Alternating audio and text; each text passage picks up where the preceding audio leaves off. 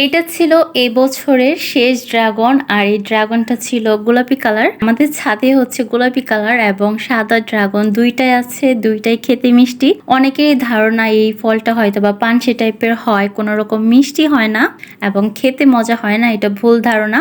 কেনাগুলি সবসময় পানসে টাইপের থাকে, তবে কেউ যদি বাগান থেকে সরাসরি কিনতে পারে সেটা মিষ্টি থাকে এবং নিজের গাছের থাকলে সেটাও মিষ্টি হয়, কারণ নিজের গাছে কোনো রকম সার ব্যবহার করা হয় না, এর জন্য গাছের ফলের রসটাও অনেক বেশি থাকে। ড্রাগন কেনার সময় সব সময় দেখে কেনা উচিত যে চারপাশে একই কালার কিনা, কারণ ম্যাক্সিমাম কেনা ড্রাগনে দেখা যায় অর্ধেক খোসা সবুজ কালার থাকে আর অর্ধেক খোসা হচ্ছে গোলাপি কালার থাকে।